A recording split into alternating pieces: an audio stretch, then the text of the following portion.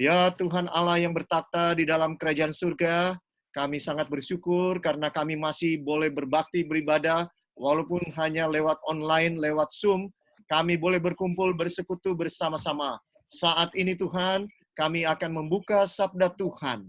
Biarlah Tuhan membuka hati dan pikiran kami. Biarlah Tuhan merendahkan hati kami, agar apapun yang disampaikan oleh firman Tuhan, benar-benar boleh memberikan kekuatan, memberikan satu perubahan dalam kehidupan kami, dan boleh menuntun kami semakin dekat dengan Engkau.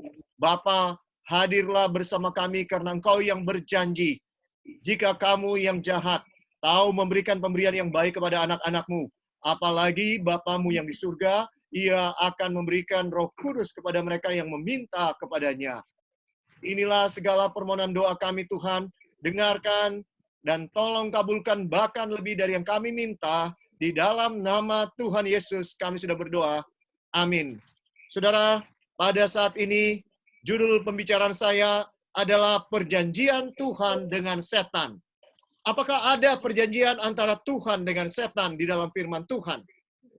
Saya mau sampaikan bahwa ada perjanjian antara Tuhan dengan setan.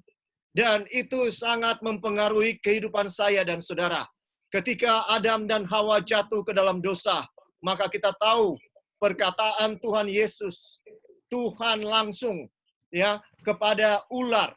Di dalam Kejadian 3 ayat 15, firman Tuhan berkata, Aku akan mengadakan permusuhan antara engkau dan perempuan itu. Saudara dengarkan, dari awalnya ketika manusia jatuh ke dalam dosa, maka Tuhan mempunyai perjanjian dengan setan, yaitu bahwa Tuhan akan mengadakan permusuhan antara setan dengan perempuan. Keturunannya, ya disebutkan, benihnya akan meremukkan kepalamu, sedangkan engkau akan meremukkan tumitnya. Saudara, sejak saat itu, ada peperangan yang terus-menerus terjadi antara Tuhan dengan setan. Setiap saat terjadi peperangan, maka di dalam Wahyu 12 ayat 17, firman Tuhan bilang, maka marahlah naga itu kepada perempuan itu, lalu pergi memerangi keturunannya yang lain, yang menuruti hukum-hukum Allah dan memiliki kesaksian Yesus. Saudaraku, sesungguhnya saya dan saudara sedang menjadi target utama.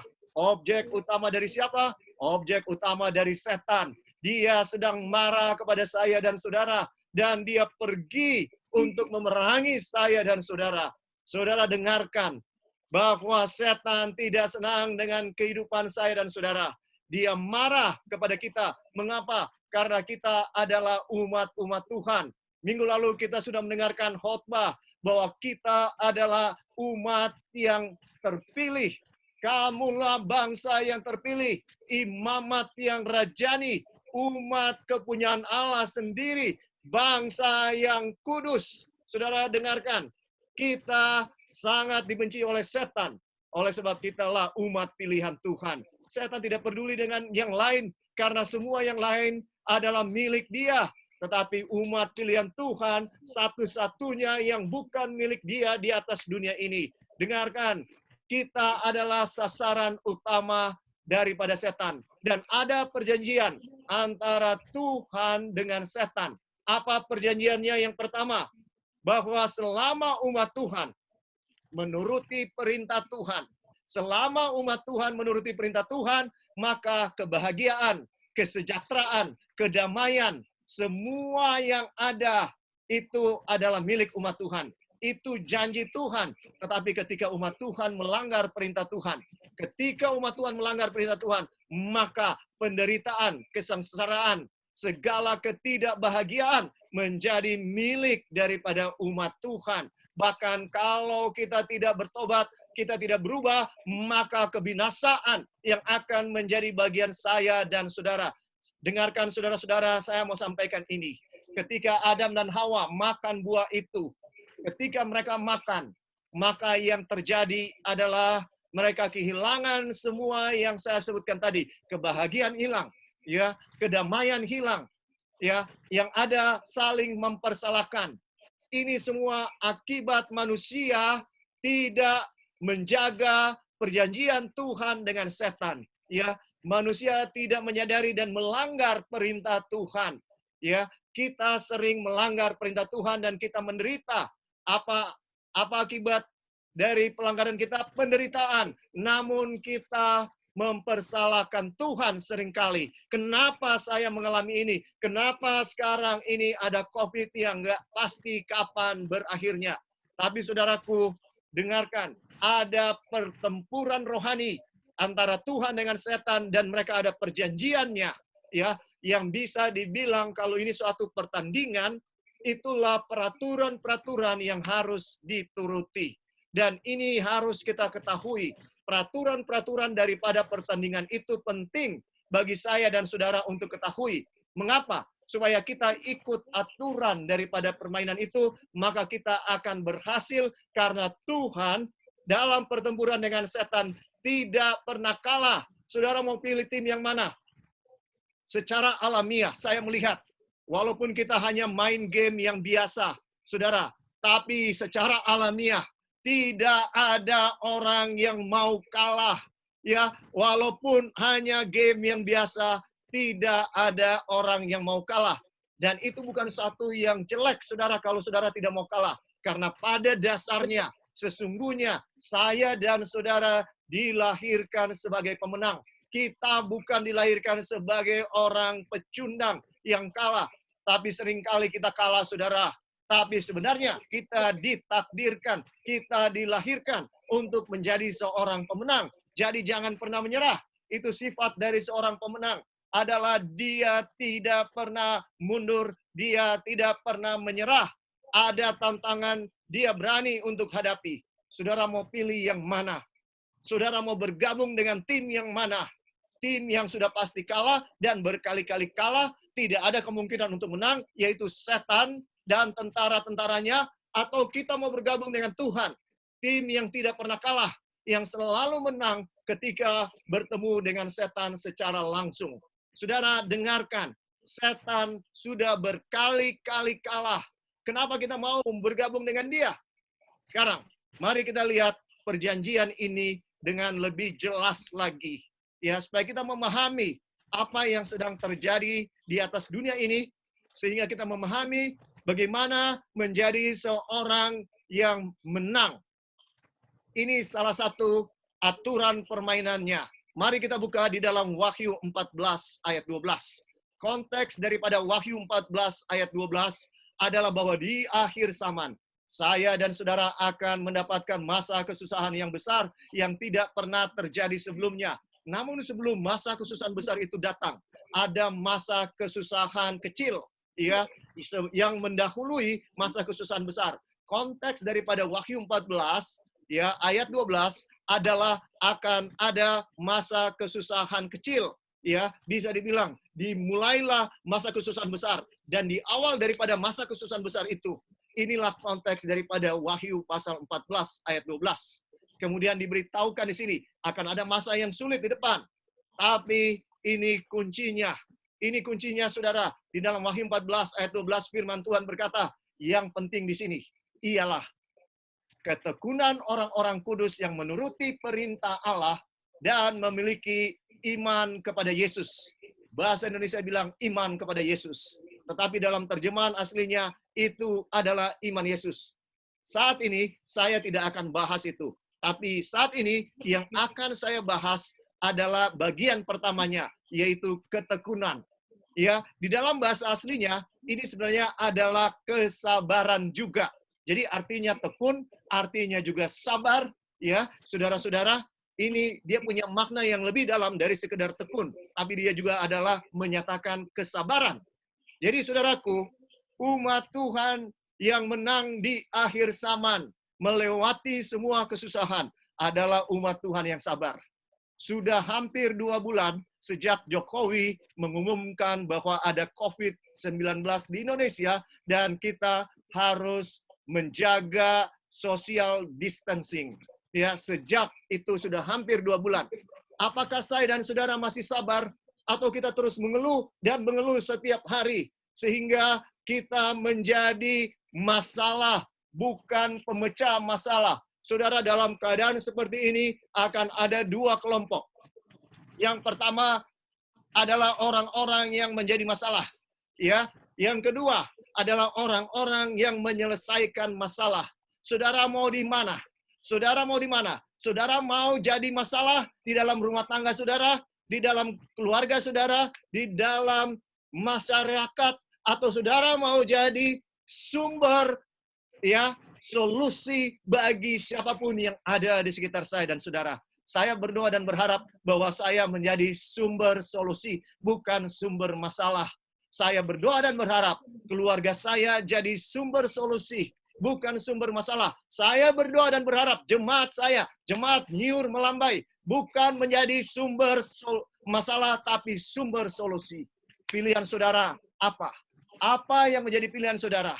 Apakah saudara dan saya akan menyerah dan terus mengeluh kepada Tuhan, atau kita terus percaya dan berharap dan tidak kehilangan kesabaran, tidak kehilangan akal sehat, tidak kehilangan segala sesuatu yang penting dalam kehidupan kita. Di masa-masa krisis seperti ini, karakter saya dan saudara yang sesungguhnya akan terlihat. Kalau selama ini iman kita kepada Tuhan betul-betul murni, bukan hanya sekedar rupa, walaupun kita tiap hari Sabat datang di gereja, setiap doa subuh datang, ikut acara sampai tutup Sabat, ikut acara di malam permintaan doa, ikut semua acara KPA, aktif di gereja, tapi itu tidak menentukan saudara. Sekarang adalah waktunya untuk kelihatan apakah semua itu saudara lakukan dengan sungguh-sungguh kepada Tuhan atau sekedar rupa. Karena saudara harus bertugas, mungkin sebagai pendeta, harus bertugas mungkin sebagai ketua jemaat, harus bertugas mungkin sebagai anggota majelis, harus memberikan teladan yang baik. Saudara, ini waktu yang sesungguhnya akan terlihat bagaimana saya dan saudara punya karakter yang sesungguhnya. Kita yang selama ini mungkin kelihatan begitu kuat, kita yang mungkin selama ini jadi sumber kekuatan bagi orang lain, ya, tapi ternyata ketika krisis itu datang, kita ini jadi sumber masalah. Kita mengeluh terus, ya, dan mengeluh terus. Dan mungkin tinggal tidak kita katakan di mana Tuhan, di mana Tuhan itu. Mengapa doa saya terus tidak dijawab? Mengapa saya berpuasa tidak dijawab? Mengapa saya sudah lakukan semuanya, berdoa tidak ada hentinya, belum dijawab? Saudara dengarkan baik-baik, ya, bahwa Tuhan ada alasan untuk mengatakan ya kepada saya dan saudara, mintalah. Bukan Tuhan tidak tahu apa kebutuhan saya dan saudara, tapi firman Tuhan bilang mintalah, dan kita akan pelajari itu. Sekarang saya mau baca beberapa ayat ya sehubungan dengan ketekunan. Ketekunan itu sangat penting.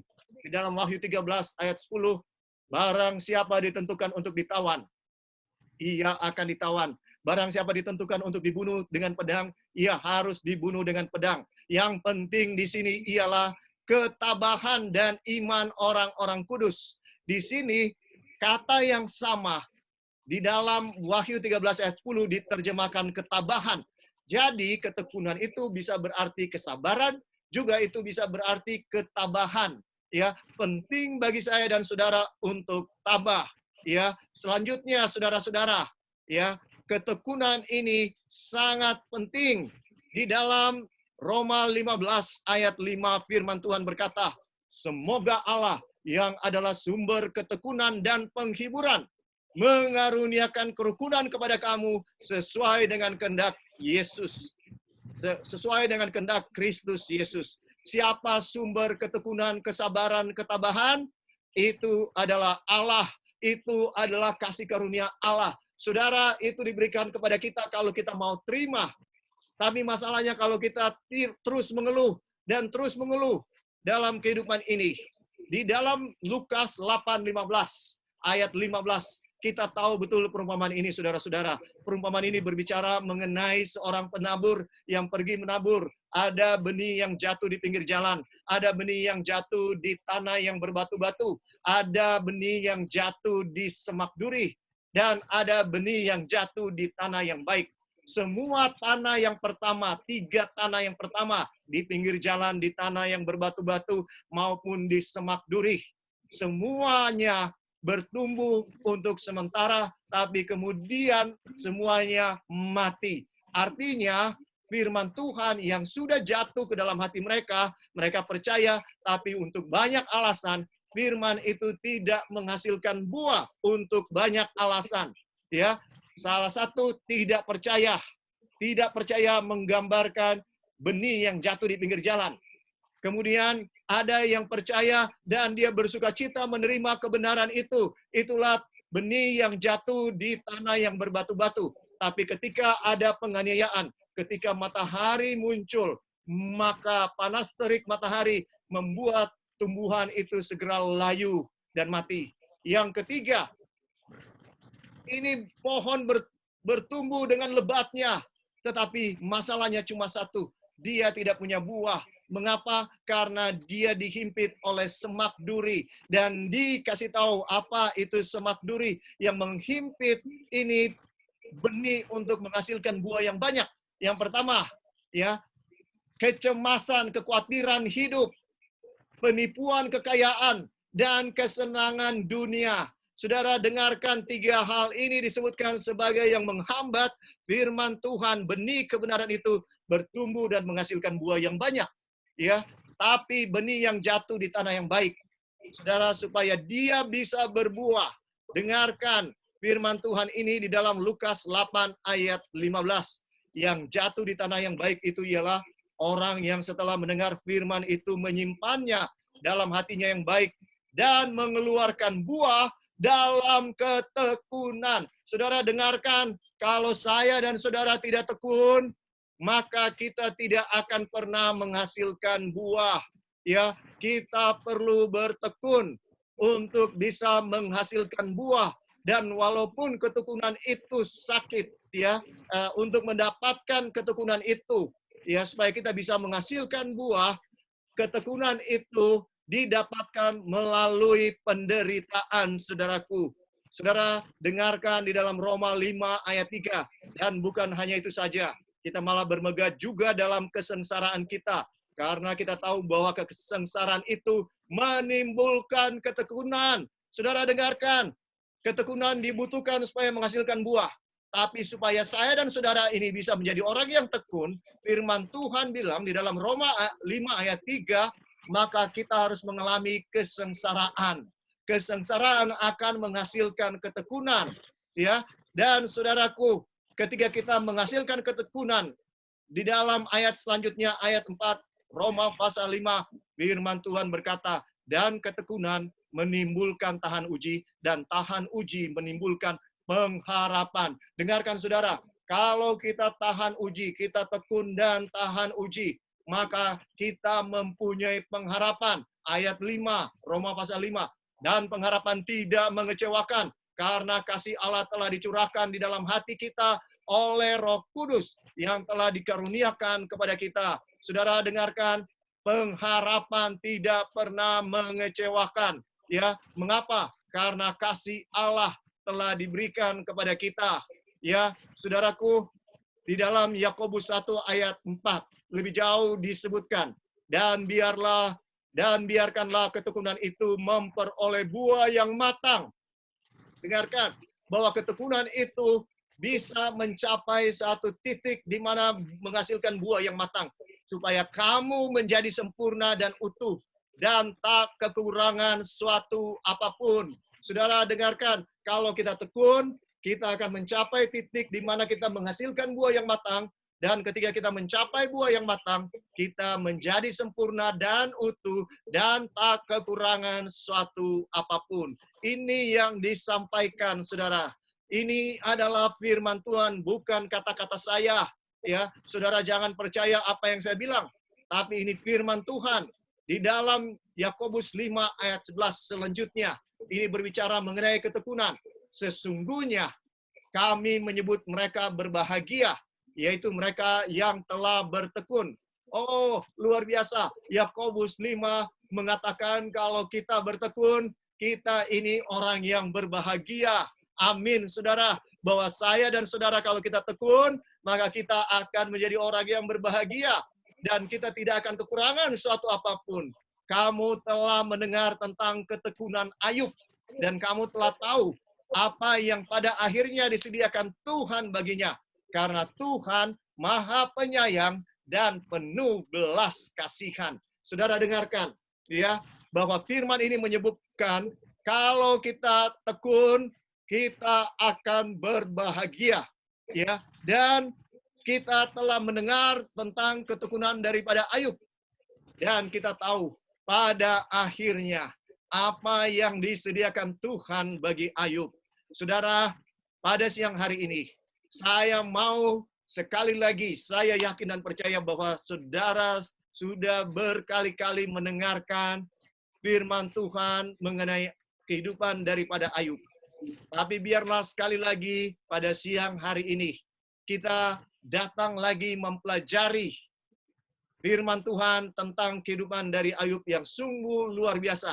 Terus terang, saya tidak pernah bosan, saudara, membaca cerita daripada Ayub. Di dalam Ayub 1 ayat 1, firman Tuhan berkata, ada seorang laki-laki di tanah Uz bernama Ayub. Orang itu saleh dan jujur. Ia takut akan Allah dan menjauhi kejahatan. Ia mendapat 7 anak laki-laki dan 3 anak perempuan.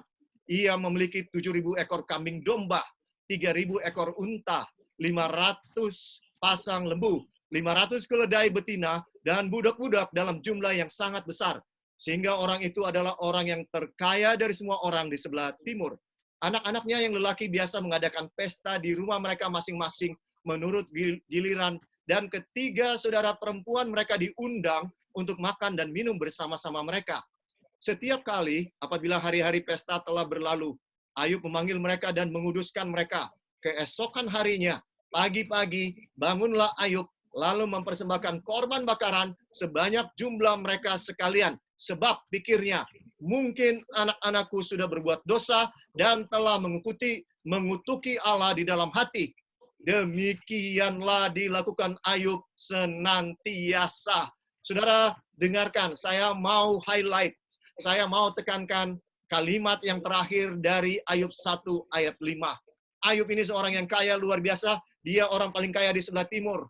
Dia punya 10 anak, 7 laki-laki, 3 anak perempuan. Dan sebagai anak orang kaya, ini suatu hal yang lumrah kalau pekerjaan mereka setiap hari hanyalah pesta-pesta, menikmati hidup, menikmati harta kekayaan daripada orang tua mereka. Dan Ayub ini seorang yang sangat kaya, paling kaya di sebelah timur. Namun, saudara, dia sangat luar biasa. Kekayaan tidak membuat dia tidak setia kepada Tuhan. Begitu banyak orang yang belum kaya saja sudah nggak setia kepada Tuhan. Ketika dia menjadi lebih kaya, dia lebih tidak setia kepada Tuhan. Dan terus dia menjadi kaya, lebih kaya lagi, makin dia tidak setia. Ya, saudara-saudara, tapi Ayub berbeda. Ayub tidak dipengaruhi oleh kekayaan. Bagi dia tetap Tuhan yang terutama dalam hidupnya. Tuhan yang nomor 1. Yang saya mau garis bawahi. Kata-kata demikianlah dilakukan Ayub senantiasa. Pagi-pagi benar, saya mau katakan saudara, itu adalah suatu pergumulan yang besar bagi seorang kaya untuk bisa bangun pagi-pagi. Karena biasanya mereka menikmati hidup sampai larut malam menikmati hiburan. Tapi Ayub, setiap kali anaknya bikin pesta, Ayub berpikir, jangan-jangan anak-anakku sudah berbuat dosa dan mengutuki Allah di dalam hati. Sehingga dia sesuai dengan jumlah anaknya, dia mempersembahkan korban bakaran setiap hari. Itu artinya pengorbanan, saudara. Sebagai orang tua, Ayub tahu tugas utamanya dia. Tugas utama daripada orang tua bukanlah memberikan pendidikan, bukanlah memberikan kebutuhan mereka yang merupakan tanggung jawab orang tua, terutama berdasarkan ayat ini adalah orang tua harus berdoa untuk anak-anak mereka setiap hari. Dan setiap saat ketika orang tua merasa bisa saja anak-anak saya sudah mengutuki Tuhan dalam hati mereka. Ketika mereka melakukan suatu aktivitas, maka orang tua itu akan mempersembahkan korban. Akan lebih sungguh-sungguh berdoa kepada Tuhan. Akan berpuasa. akan melakukan apa saja supaya anaknya tidak akan semakin duniawi. Saudara dengarkan, ya, ini dilakukan Ayub senantiasa. Dia tidak pernah berhenti untuk melakukan doa dan mezbah korban buat keluarganya, buat anak-anaknya. Tugas utama dari seorang imam. Ayub adalah seorang imam bagi keluarganya, pemimpin rohani bagi keluarganya.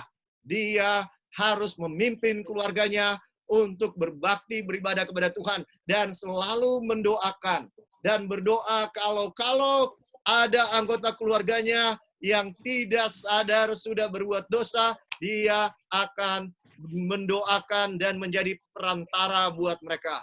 Saudara, itu kualitas Ayub yang luar biasa. Ya, dalam keadaan yang nyaman sekali, orang paling kaya, tapi dia tidak pernah merasa aman dan tentram dalam soal mencari Tuhan. Ya, ini sungguh luar biasa. Saya mau sampaikan, Gereja Nyiur adalah gereja saya yang 13. Tidak pernah dalam pelayanan ke dalam 13 jemaat ini, orang yang paling kaya di gereja datang paling pertama di gereja. Tidak pernah terjadi, saudara. Itu sebabnya Tuhan Yesus bilang, ya, lebih mudah seekor unta masuk ke dalam lubang jarum, ya, daripada seorang kaya masuk ke dalam kerajaan surga. Saudara, ini kata-kata Tuhan Yesus. Ya, saya tidak bilang bahwa orang kaya pasti masuk neraka. Saya tidak bilang begitu. Saya hanya mengutip apa yang Yesus bilang. Ya, karena dewasa ini, saudaraku, dunia begitu kuat arusnya ke dalam gereja. Ya, tiap hari umat-umat Tuhan bergaul dengan orang dunia. Dan orang dunia hanya memikirkan dunia, saudara. Hanya memikirkan lebih banyak harta, lebih banyak uang, ya, yang bisa membuat mereka menikmati dunia. Dan kita perlahan-lahan terpengaruh, ya, saudara, bahwa kita ingin yang lebih. Ya, tidak ada yang salah dengan itu, saudara. Tidak ada yang salah. Tapi ingat, prioritas kita yang terutama di atas dunia ini adalah supaya saya dan saudara mempersiapkan diri yang terbaik yang kita bisa lakukan untuk menyambut kedatangan Tuhan kita, Tuhan Yesus. Jangan dibabit, jangan dialihkan oleh setan dengan keadaan di dunia. Tidak ada yang memuaskan di atas dunia ini. Apa yang kita cari di atas dunia ini, saudara? Selain keselamatan, buat apa kita memiliki seluruh dunia? Jangankan seluruh dunia, ya, bisa dibilang seluruh jagat raya ini tidak ada gunanya kalau kita kehilangan keselamatan. Ya, buat apa? Buat apa kita ada di atas dunia ini kalau pada akhirnya kita yang sudah mengenal kebenaran tidak mendapatkan keselamatan itu pada akhirnya. Dengarkan ayat selanjutnya, ayat 6.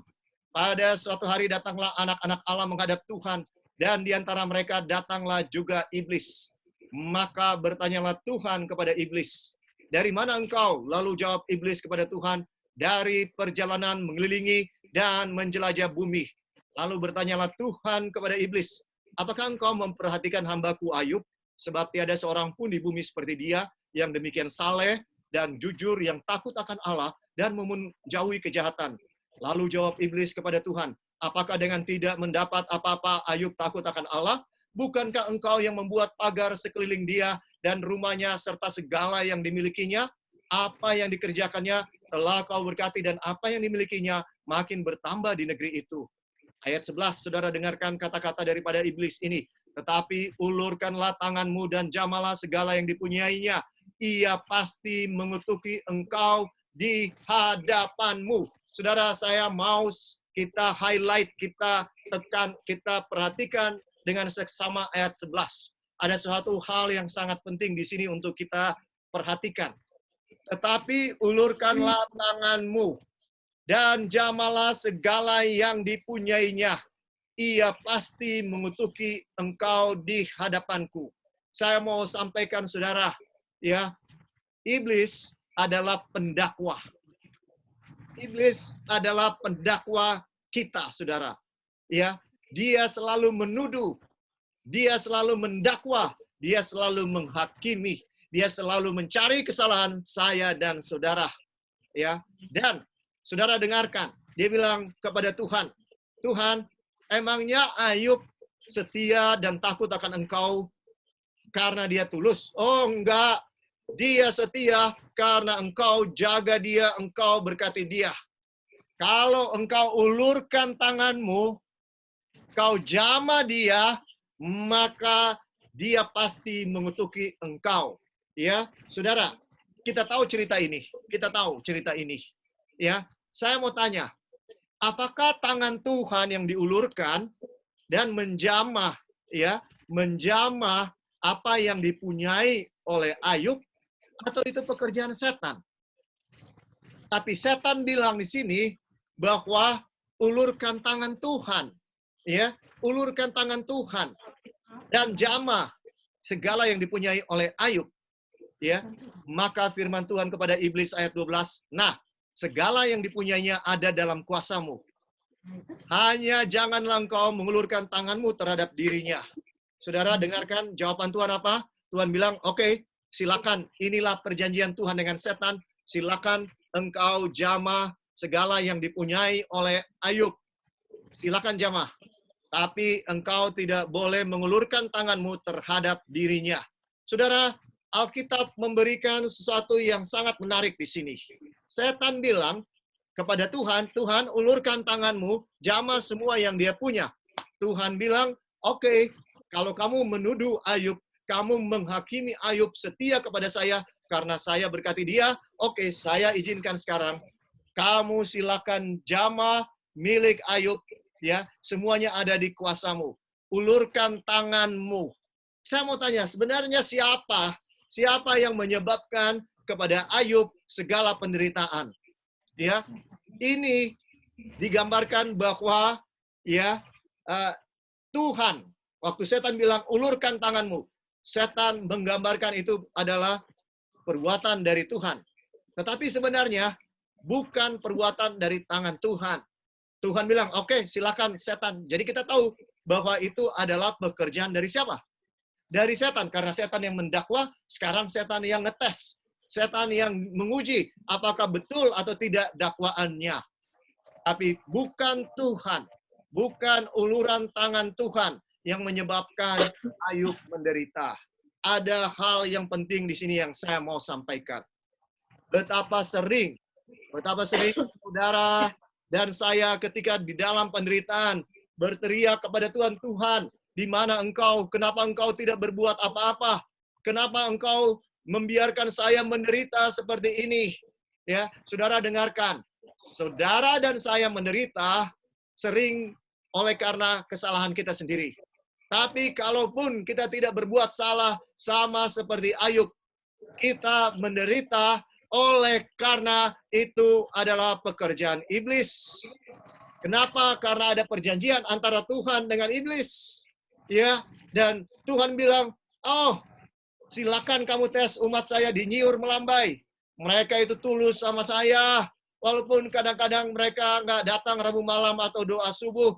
Ya, walaupun kadang-kadang mereka terlambat datang di gereja, kadang-kadang mereka terlambat kasih perpuluhan, kasih persembahan, kadang-kadang mereka juga ya tidak aktif dalam gereja, ya sering juga mungkin mereka tidak menginjil, mereka tidak melakukan tugas mereka selama ini, atau ya sering juga mereka tidak bisa bersatu pikiran, tidak satu hati, tapi mereka tulus kepada saya. Dan saudaraku, kita mengalami apa yang kita alami sekarang. Oleh karena Tuhan sedang berdebat dengan setan. Tuhan sedang membanggakan umat-umatnya di jemaat Nyiur. Sementara setan bilang, oh enggak, saya tahu mereka tidak tulus. Saya tahu mereka tidak berdoa kok. Saya tahu mereka lebih banyak nonton film kok. Hiburan dunia kok. Saya tahu mereka apa yang mereka lakukan. Saya tahu bahwa mereka tidak belajar Alkitab kok. Saya tahu bahwa semua yang mereka lakukan ibadah hanya sekedar rupa. Itu adalah dakwaan iblis. Hanya saya dan saudara di dalam hati kita yang tahu ya apakah dakwaan iblis benar atau tidak. Tapi Tuhan memberikan kesempatan karena Tuhan percaya kepada Ayub. Tuhan percaya kepada saya dan saudara kalau kita diuji, kalau kita mengalami kesusahan, ya, saudara, Tuhan tahu. Kemudian pergilah iblis dari hadapan Tuhan. Ayat 12. Maka saudara lihat apa yang terjadi berikutnya. Episodenya sekarang pindah dari surga ke atas dunia. Ada hubungan yang sangat penting antara surga dan dunia maupun dunia dengan surga. Pada suatu hari, ketika anak-anaknya yang lelaki dan yang perempuan makan-makan dan minum anggur di rumah saudara mereka yang sulung, datanglah seorang pesuruh kepada Ayub dan berkata, sedang lembu sapi membajak dan keledai-keledai betina makan rumput di sebelahnya, datanglah orang-orang Sheba menyerang dan merampasnya serta memukul penjaganya dengan mata pedang. Hanya aku sendiri yang luput, sehingga dapat memberitahukan hal ini kepada Tuhan. Sementara orang itu berbicara, datanglah orang lain dan berkata, api telah menyambar dari langit dan membakar serta memakan habis kambing domba dan penjaga-penjaga. Hanya aku sendiri yang luput, sehingga dapat memberitahukan hal itu kepada Tuhan. Sementara orang itu berbicara, datanglah orang lain dan berkata, orang-orang Kasdim membentuk 3 pasukan, lalu menyerbu unta-unta dan merampasnya, serta memukul penjaganya dengan mata pedang. Hanya aku sendiri yang luput, sehingga dapat memberitahukan hal itu kepada Tuhan. Sementara orang itu berbicara, datanglah orang lain dan berkata, anak-anak tuan yang lelaki dan yang perempuan sedang makan-makan dan minum anggur di rumah saudara mereka yang sulung. Maka tiba-tiba angin ribut bertiup dari seberang padang gurun. Rumah itu dilandanya pada 4 penjurunya dan roboh menimpa orang-orang muda itu sehingga mereka mati. Hanya aku sendiri yang luput sehingga dapat memberitahukan hal itu kepada Tuhan. Saudara dengarkan, setan mampu melakukan yang baru saja kita baca. Apa yang dia lakukan? Ya, dia menghasut orang untuk merampas harta saya dan saudara. Apakah tidak bisnis saudara karena COVID ini yang seharusnya goal, yang seharusnya menghasilkan uang, sekarang akhirnya bisa dibilang hilang, bisa dibilang dirampas dari saudara. Ya, kemudian apa yang terjadi berikutnya?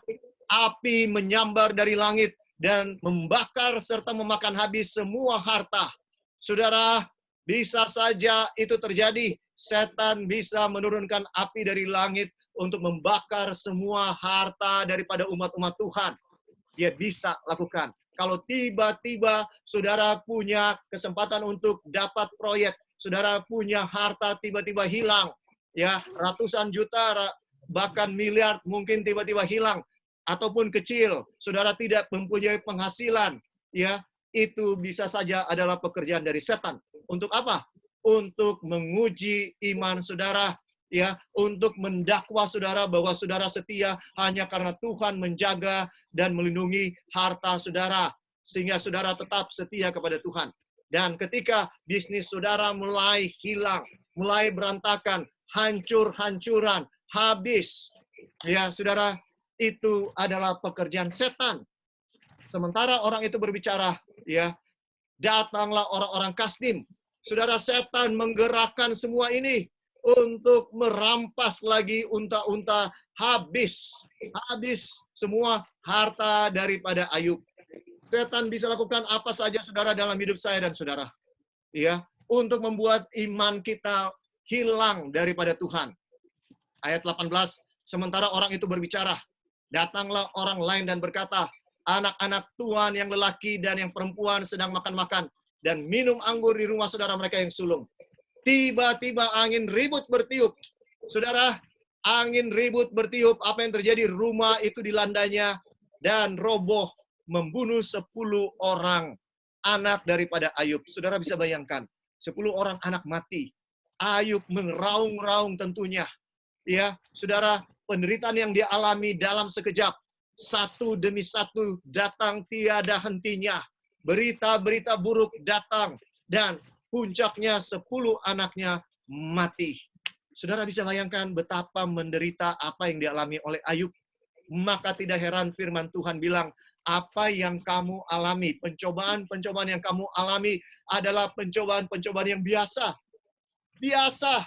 Apa yang saya dan saudara alami tidak peduli keadaan saudara. Saudara rasa ini sudah sungguh tidak mampu. Apa yang saya dan saudara alami, jika dibandingkan dengan apa yang dialami oleh Ayub, tidak ada apa-apanya, tidak ada ujung kukunya, tidak ada artinya, saudara. Ya, dia punya anak 10 mati, dia punya bisnis semua habis. Dia orang paling kaya, dia sekarang jadi gembel. Dan tidak ada orang yang menghormati dia lagi. Ya, saudara, sangat menderita. Tapi apa yang dilakukan oleh Ayub? Ya, eh, saudara, apa yang dilakukan oleh Ayub? Maka berdirilah Ayub, ayat 20. Lalu menggoyap jubahnya dan mencukur kepalanya. Kemudian sujudlah ia dan menyembah.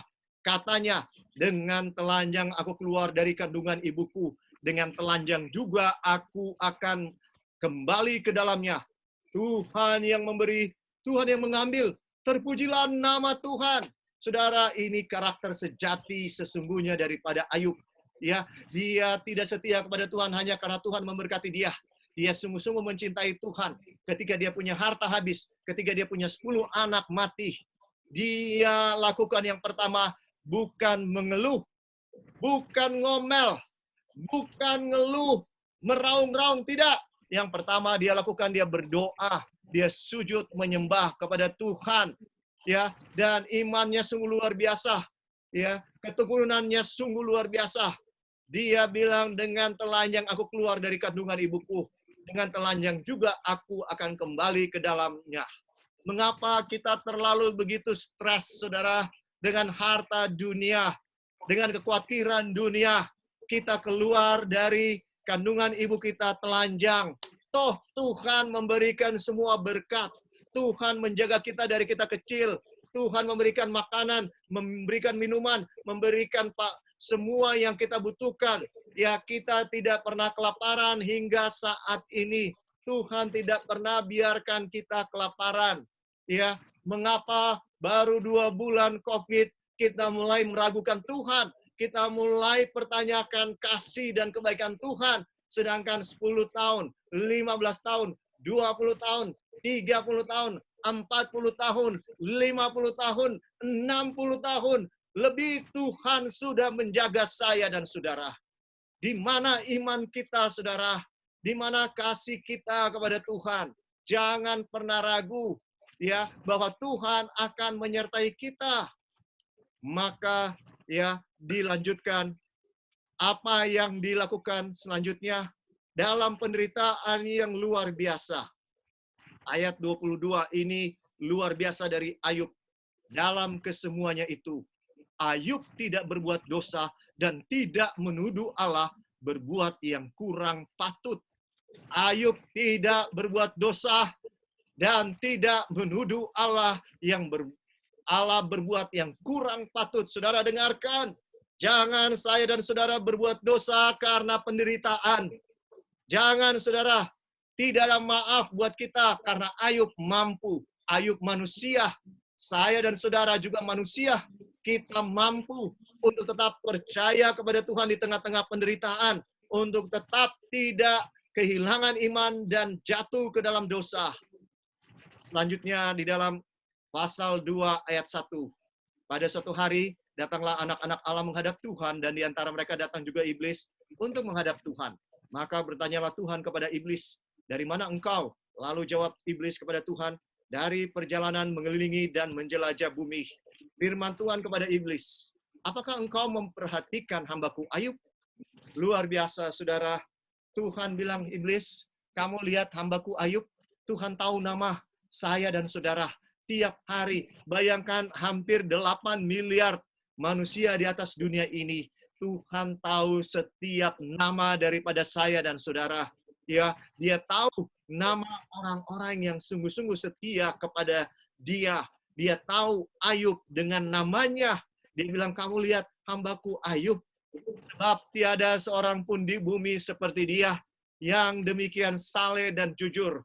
Saya mau bilang di dalam bahasa aslinya, bukan hanya saleh pengertiannya, tapi dia seorang yang sempurna. Sempurna disebutkan. Tuhan bangga dengan umat Tuhan yang sempurna. Dia tidak terkesan dengan orang yang paling pintar, orang yang paling kaya, orang yang paling bertalenta, orang yang paling berkedudukan. Tuhan tidak terkesan dengan semua itu. Ya, tidak, saudara. Tuhan tidak terkesan dengan orang yang paling hebat di atas dunia ini. Tidak, Tuhan terkesan dengan orang yang saleh, orang yang jujur, orang yang takut akan Allah, orang yang menjauhi kejahatan. Saudara, jangan pikir kejahatan itu terjadi di luar sana, ya. Orang ya yang adalah orang dunia yang melakukan kejahatan. Bukan itu yang dimaksud kejahatan, bukan cuma itu maksud saya, ya, bahwa itu baru disebut kejahatan kalau kita masuk penjara, kalau kita sudah melawan hukum dan kita dimasukkan ke dalam penjara. Tidak. Kita bisa melakukan kejahatan di rumah kita. Kejahatan kepada suami, kejahatan kepada istri, kejahatan kepada orang tua, kejahatan kepada anak. Ya, hanya dengan berkata keras, kasar, saya dan saudara telah melakukan kejahatan. Hanya dengan menyakiti, ya, yang mungkin kita anggap bercanda, kita sudah melakukan kejahatan. Ya, saudara, Tuhan suka di rumah tangga kita, di gereja kita, ya, kita adalah satu keluarga. Tidak ada kata-kata yang saling menyakiti. Tidak boleh ada kata-kata sinis satu dengan yang lain. Tidak boleh ada sangka-sangka yang jahat antara kita, saudara. Tapi biar kita lemah lembut satu dengan yang lain, saling mengasihi. Itu akan menyukakan hati Tuhan. Ia tetap tekun dalam kesalehannya. Tuhan bilang ia tetap tekun dalam kesalehannya. Luar biasa Ayub ini. Meskipun engkau telah membujuk aku melawan dia untuk mencelakakannya tanpa alasan. Saudara dengarkan, ya, kalau saya dan saudara menderita, bukan berarti selalu karena Tuhan sedang hukum saya dan saudara. Ya, saudara, dan saya mau bilang, sesungguhnya Tuhan tidak menghukum. Sesungguhnya, ya, siapa yang hukum, siapa yang memberikan penderitaan kepada saya dan saudara, ya, selain apa yang merupakan kesalahan kita. Ya, Ayub tidak berbuat salah, tapi dia menderita oleh karena setan yang membuat dia menderita. Kalau saudara tidak bersalah di hadapan Tuhan, tidak bersalah di hadapan manusia, tapi saudara mengalami penderitaan, itu adalah sudah pasti pekerjaan iblis. Iblis yang tidak mau saudara setia, iblis yang tidak mau ada orang yang bisa dibanggakan oleh Tuhan di atas dunia ini, karena dia mengklaim dunia ini miliknya. Dan kalau ada satu saja orang yang setia kepada Tuhan, yang jujur, yang saleh, yang takut akan Tuhan, menjauhi kejahatan, maka iblis tidak bisa klaim bahwa dunia ini miliknya. Itu sebabnya dia sangat benci, dia sangat marah kepada umat-umat Tuhan yang menuruti perintah Allah. Saudara, itu alasannya. Saya dan saudara dibenci oleh setan karena saya dan saudara menuruti perintah Allah. Ya, di dalam ayat 4. Lalu jawab iblis kepada Tuhan, kulit ganti kulit, orang akan memberikan segala yang dipunyainya ganti nyawanya. Saudara dengarkan, setan bilang, semua orang dia akan memberikan apa saja supaya dia bisa selamat. Dan itu yang kita lihat sekarang. Ya, dengan COVID-19, orang akan lakukan apa saja supaya jangan terjangkit COVID-19. Dan itu tidak salah, saudara. Tapi ini menggambarkan apa yang dikatakan oleh setan. Pasti orang akan memberikan atau melakukan apa saja untuk menyelamatkan nyawanya. Bahkan setan menuduh saya dan saudara akan menyerahkan apa saja, bahkan iman kita kepada Tuhan, kalau kita terancam nyawanya.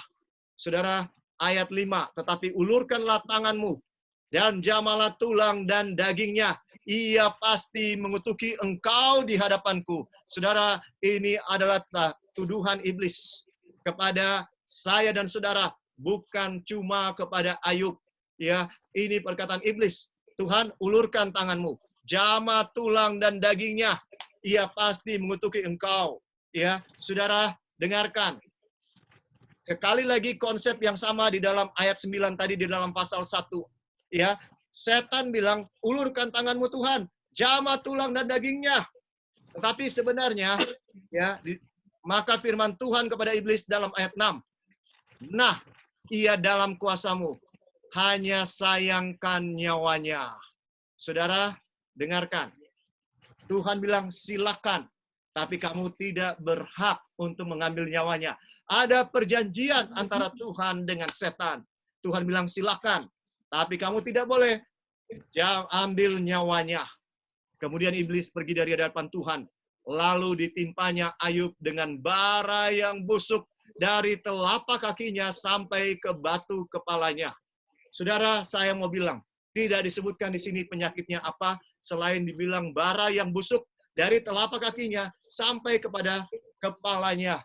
Ya, tapi ini adalah benjolan-benjolan, bisul-bisul. Saya yakin itu bukan bisul biasa. Saya yakin itu adalah penyakit yang sangat menyakitkan. Bisa saja kanker kalau dalam pengertian kita sekarang. Karena itu penyakit yang paling menyakitkan. Karena setan tidak mungkin kasih penyakit yang biasa. Setan tidak mungkin kasih flu kepada Ayub supaya dia punya iman luntur kepada Tuhan. Tapi dia kasih penyakit yang sungguh-sungguh menyakitkan supaya Ayub luntur imannya, kehilangan imannya kepada Tuhan. Kesakitan yang luar biasa. Dari mana kita tahu? Ayat 8, lalu Ayub mengambil sekeping beling untuk menggaruk-garuk badannya sambil duduk di tengah-tengah abu. Maka berkatalah istrinya kepadanya, masih bertekunkah engkau dalam kesalehanmu? Kutukilah Allahmu dan matilah. Saudara, luar biasa Ayub. Ya, di dalam penderitaan dia sudah hilang hartanya, kehormatannya, ya, kedudukannya yang tinggi, kemuliaannya sudah hilang. Semua orang bilang, begini sekarang. Ayub yang dulu dipuja-puja sekarang begini, ya. Kemudian dia masih bisa bertahan. Dengan 10 anak mati, dia masih percaya kepada Tuhan. Dalam penderitaan selanjutnya, dia mulai kena penyakit yang luar biasa menyakitkan. Dia harus garuk-garuk, gatalnya tentunya luar biasa. Sakitnya tentunya luar biasa. Tapi Ayub punya cinta kepada Tuhan sangat luar biasa. Satu-satunya kekuatannya dari istrinya. Kekuatan moral yang dia harapkan. Sekarang istrinya pun mengatakan, kutukilah Tuhan dan matilah engkau. Saya bisa bayangkan bahwa ini bukan kata-kata yang tidak sensitif, saudara. Tapi dia sudah tidak tahan pastinya melihat orang yang dia kasihi sangat menderita. Ya, Ayub punya istri jujur dengan Tuhan. Dia menyampaikan hatinya yang jujur. Ya, dia marah. Dia tidak mengerti kenapa Tuhan. Dia tahu betul suaminya sangat setia. Dia tahu betul bahwa suaminya tengah malam, pagi-pagi buta sudah berdoa, sudah berbakti kepada Tuhan. Dia tahu betul bagaimana suaminya seorang yang murah hati, yang tidak pernah bohong, yang jujur, tidak pernah curang dalam bisnisnya. Ya, dia tahu betul. Dia bingung kenapa ini dialami oleh suaminya yang sangat setia. Ayat 10, tapi jawab Ayub kepadanya, engkau berbicara seperti perempuan gila. Apakah kita mau menerima yang baik dari Allah, tetapi tidak mau menerima yang buruk? Dalam kesemuanya itu, Ayub tidak berbuat dosa dengan bibirnya. Saudara, dengarkan, ada perjanjian antara Tuhan dengan setan yang kita tidak lihat, yang membuat begitu banyak penderitaan dalam kehidupan saya dan saudara. Seringkali, apa yang harus kita lakukan? Teladani Ayub. Dalam kesemuanya itu, Ayub tidak berbuat dosa dengan bibirnya. Dia tidak mengeluh sedikit pun. Jadi, saudara jemaat Nyur, jangan mengeluh sedikit pun kepada Tuhan. Umat-umat Tuhan di mana saja, jangan mengeluh kepada Tuhan dalam keadaan susah seperti saat ini. Tidak ada gunanya, tidak ada manfaatnya. Apakah sudah berakhir penderitaan daripada Ayub? Di dalam ayat 11. Ketika ketiga sahabat Ayub mendengar kabar tentang segala malapetaka yang menimpa dia, istrinya sudah tinggalkan dia, sahabat-sahabatnya mungkin merupakan satu-satunya pengharapan Ayub untuk mendapatkan dukungan moral. Tapi apa yang terjadi? Maka datanglah mereka dari tempatnya masing-masing, yakni Elifas orang Teman dan Bildad orang Sua, serta Sofar orang Naamah. Mereka bersepakat untuk mengucapkan bela sungkawa kepadanya dan menghibur dia. Ketika mereka memandang dari jauh, mereka tidak mengenalnya lagi. Saudara bayangkan mereka tidak bisa mengenali Ayub. Lalu menangislah mereka dengan suara nyaring. Luar biasa, laki-laki menangis tentunya karena mereka tidak sanggup melihat teman mereka yang mereka kasihi penuh dengan penderitaan. Mereka menggoyak jubahnya dan menaburkan debu di atas kepala. Ya, menaburkan debu di kepala terhadap langit. Lalu mereka duduk bersama-sama dia di tanah selama 7 hari 7 malam. Seorang pun tidak mengucapkan sepatah kata kepadanya, karena mereka melihat bahwa sangat berat penderitaannya. Saudara, saya tidak bisa bayangkan apa yang dialami oleh Ayub. Mengapa? Karena ada perjanjian antara Tuhan dengan setan. Saudara, sekarang ini adalah inti daripada yang saya mau sampaikan. Ya, di dalam Ayub 42 ayat 7. Setelah Ayub mengucapkan firman itu, setelah Tuhan mengucapkan firman itu kepada Ayub, maka firman Tuhan kepada Elifas orang Teman, murkaku menyala terhadap engkau dan terhadap kedua sahabatmu, karena kamu tidak berkata benar tentang aku seperti hambaku Ayub. Disebutkan bahwa Tuhan marah kepada Elifas, kepada teman-teman daripada Ayub. Mengapa? Ya, oleh sebab mereka tidak berkata benar tentang Tuhan. Ya, saudaraku, hati-hati. Jangan sampai kita mengatakan yang tidak benar tentang Tuhan. Jangan kita katakan Tuhan yang menyebabkan penderitaan. Jangan kita katakan Tuhan membuat orang menderita. Tidak, saudara, Tuhan tidak pernah. Tapi itu semua adalah pekerjaan dari siapa? Pekerjaan dari setan. Setan yang membuat orang menderita dengan tujuan apa? Supaya mereka menyangkal iman mereka kepada Tuhan. Ya, buat apa Tuhan membuat saya dan saudara menderita? Ya, tidak ada gunanya buat dia. Dia sangat mengasihi saya dan saudara. Masakan dia mau memberikan penderitaan kepada kita? Kalau dia izinkan, ya, tapi Tuhan tidak pernah memberikan penderitaan kepada saya dan saudara. Dia mengizinkan itu terjadi karena dia punya perjanjian dengan setan. Ya, saudara dengarkan.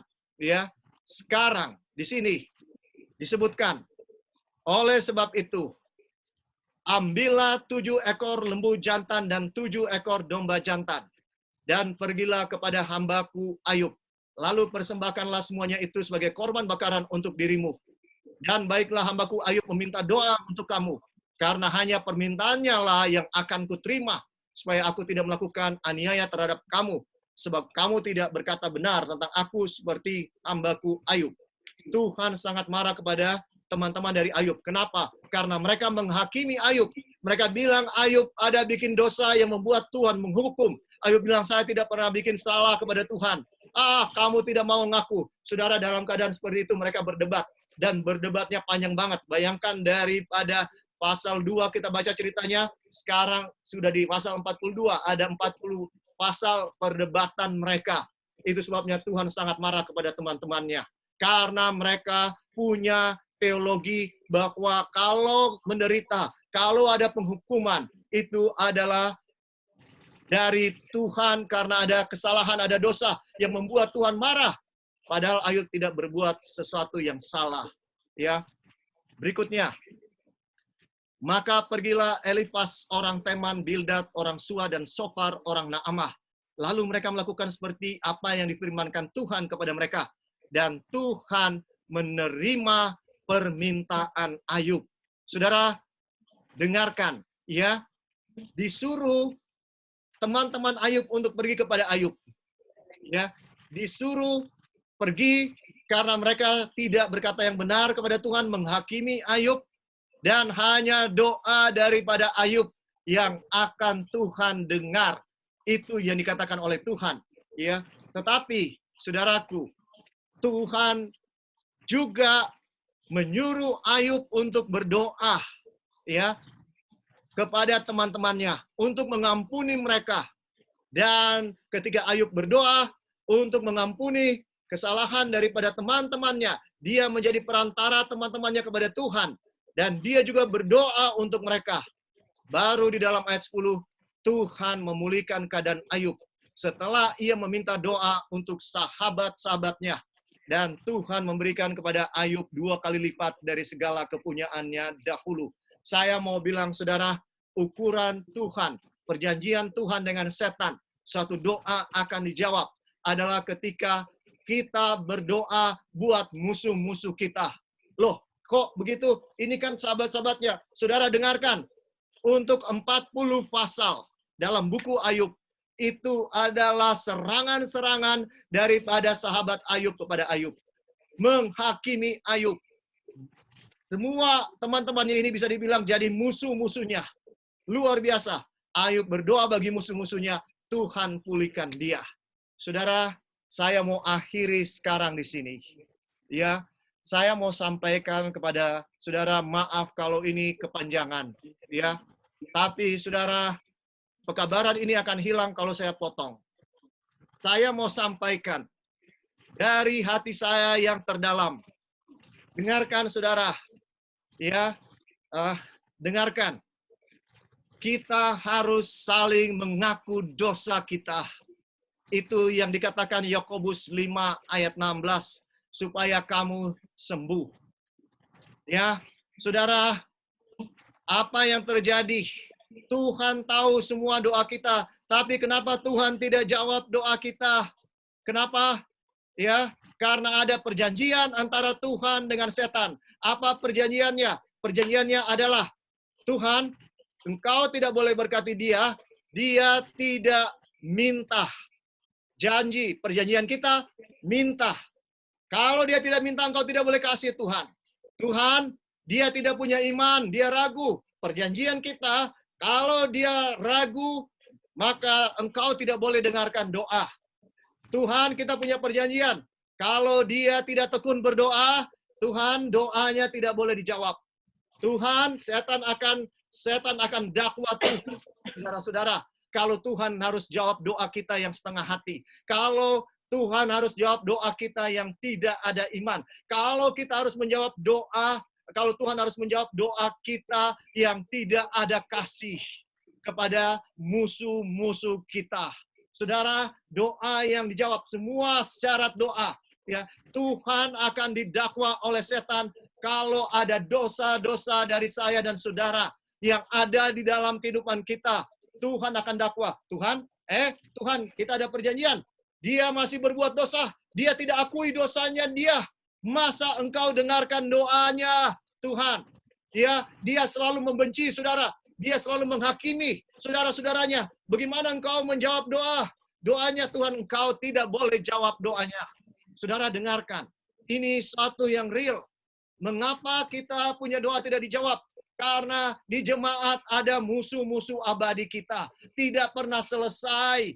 Cuma setiap triwulan kita perjamuan suci. Tapi hanya sekedar rupa. Setelah itu kita terus berseteru. Dan kita terus saling menyerang. Saya pendeta jemaat, saya tahu apa yang saya bilang, saudara. Ya, semua yang tidak saling senang dibilang sama pendeta. Ya, jadi saya tahu apa yang saya bilang. Saya tidak akan buka.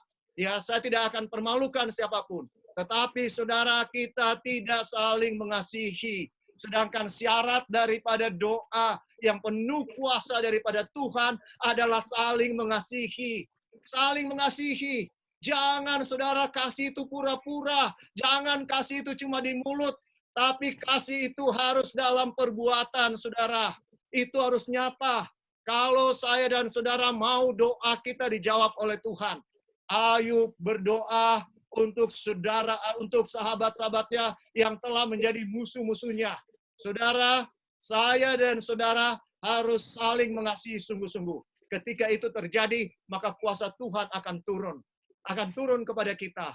Mari kita lebih saling mengasihi. Kasih kita jangan pura-pura. Jangan cuma di mulut, saudara. Ya, percuma. Tuhan baca hati kita yang terdalam. Jangan gampang cari salah dari saudara-saudara kita. Jangan, saudara, tanya motif hati kita ketika ada sesuatu yang dibuat oleh saudara-saudara kita dan kita persalahkan dengan cepat. Jangan mudah untuk mencari kesalahan. Yang paling penting, saudara, doa kita akan didengar ketika kita memiliki kasih. Kasih bahkan kepada musuh-musuh kita. Ya, Tuhan Yesus bilang, kasihilah musuhmu dan berdoalah bagi mereka yang menganiaya kamu. Saudara, kalau saudara dianiaya di gereja, kalau saudara dianiaya di rumah, saudara dianiaya di mana saja, ya, kita harus berdoa kepada mereka. Maka setan tidak bisa mendakwa saya dan saudara. Maka Tuhan akan menjawab doa saya dan saudara. Saudara dengarkan, Tuhan akan jawab dan setan tidak bisa bilang, Tuhan, dia tidak tulus. Tuhan akan bilang, hatinya tulus, saya tahu hatinya tulus. Dia berdoa bagi musuhnya. Apakah kita mengharapkan yang terbaik bagi musuh kita? Apakah kita mengharapkan yang terbaik bagi orang yang paling hina? Tuhan Yesus bilang, apapun yang kamu lakukan kepada salah satu orang yang paling hina ini, kamu sudah melakukannya untuk aku. Karena ketika aku lapar, kamu memberi aku makan. Ketika aku haus, kamu memberi aku minum. Ketika aku orang asing, kamu memberi aku tumpangan. Ketika aku telanjang, kamu memberi aku pakaian. Ketika aku sakit, kamu merawat aku. Ketika aku dalam penjara, kamu mengunjungi aku. Saudara, dengarkan. Kasih adalah ukuran semuanya. Kasih yang paling penting. Apakah kita rindu untuk memberi orang makan dan minum? Ini bukan cuma secara jasmani, Tuhan. Saudara, yang lebih penting adalah secara rohani. Apakah saya dan saudara memberi makan orang dan memberi minum orang yang sedang lapar dan haus akan kebenaran? Di tengah-tengah masalah yang ada sekarang, banyak orang lapar dan haus akan kebenaran. Atau kita terus stres dengan keadaan kita. Saudara, Tuhan Yesus mengharapkan kita memberi makan orang yang lapar dan haus, bukan cuma secara jasmani, tapi juga secara rohani, saudara, yang lebih penting. Dan ada orang yang telanjang. Apa artinya? Itu dosa yang membuat mereka telanjang di hadapan Tuhan. Orang yang berdosa dan orang asing. Saudara tahu, orang asing di dalam Alkitab, ya, sesuatu yang asing di dalam Alkitab juga melambangkan dosa. Ya, orang-orang sedang dalam binasa karena dosa, tidak bahagia karena dosa, dan ada orang yang sakit. Sakit bukan cuma jasmani, tapi rohani yang lebih utama. Dan orang yang sedang dipenjara. Dipenjara oleh apa? Oleh dosa, dibelenggu oleh dosa, kesombongan, ya, kebencian, ya, tidak mau mengasihi, mementingkan diri, kekhawatiran yang berlebihan, tidak sepenuhnya mau berserah ke dalam tangan Tuhan. Saudara, orang-orang ini butuh jamahan saya dan saudara untuk pergi memberi mereka makan dan minuman secara rohani, memberikan mereka pakaian yang pantas, kehormatan secara rohani, dan memberikan kepada mereka semua yang mereka butuhkan agar mereka sembuh dari segala penyakit rohani, agar mereka semua sembuh dari penjara dosa, dari belenggu dosa.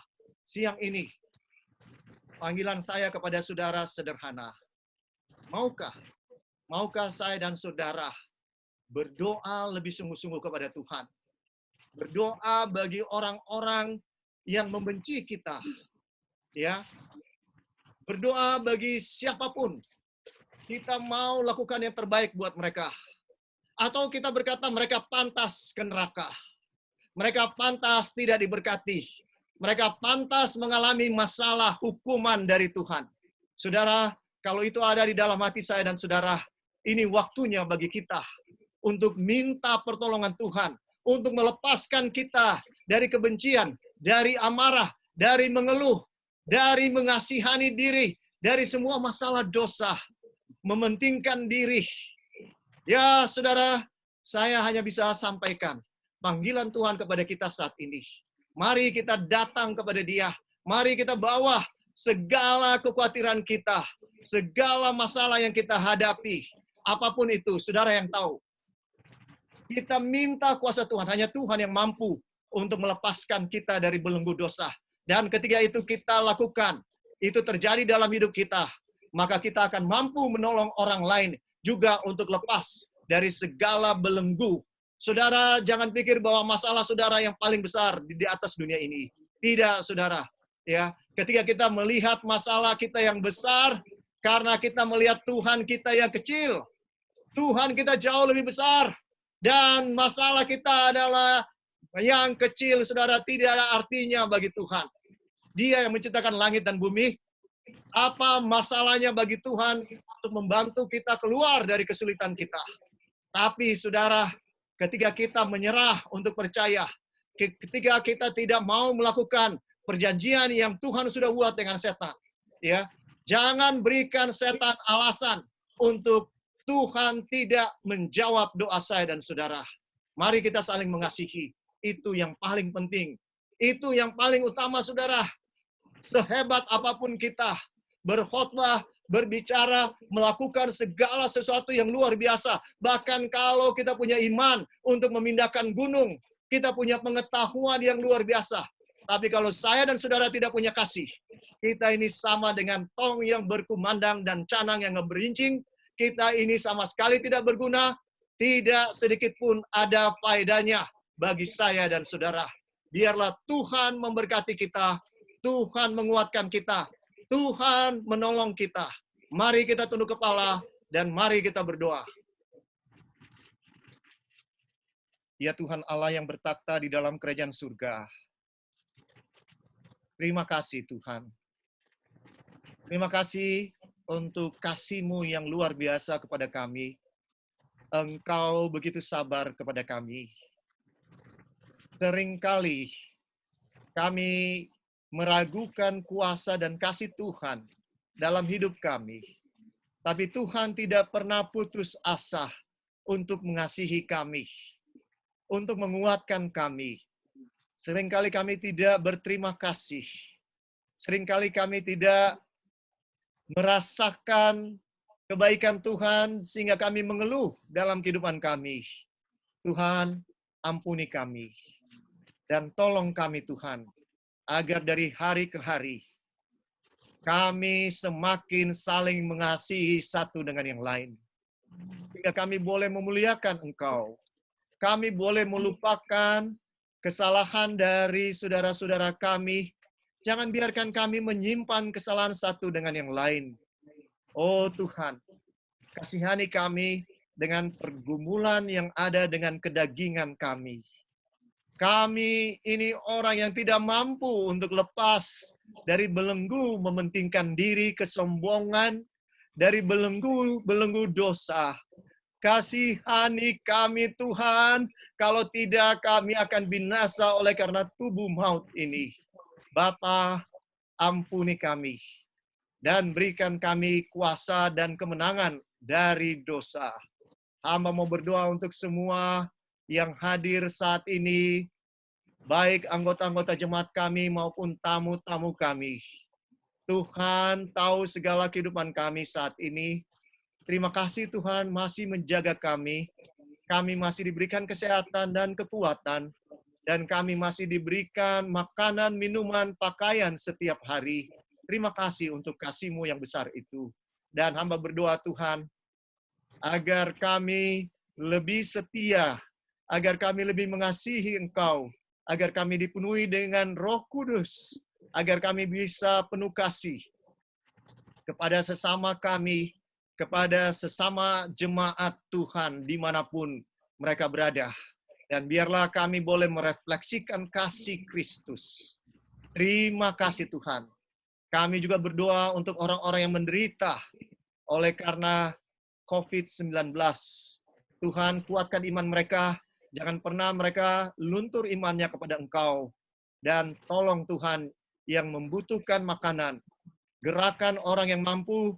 Bahkan kami siap untuk membantu siapapun ya Tuhan. Dan Tuhan, tolong agar kami juga boleh menjadi saluran berkat kepada orang yang membutuhkan. Terima kasih Tuhan. Kami serahkan segenap permohonan doa kami hanya ke dalam tangan Tuhan. Ampuni kami sekali lagi dari salah dan dosa. Dalam nama Tuhan Yesus. Tuhan kami dan kasih Allah Bapa serta persekutuan Roh Kudus dari sekarang sampai selama-lamanya. Ia yang memberikan kesaksian tentang semuanya ini berfirman, "Ya, aku datang segera." Amin. Datanglah Tuhan Yesus. Kasih karunia Tuhan Yesus Kristus menyertai kita sekalian. Amin.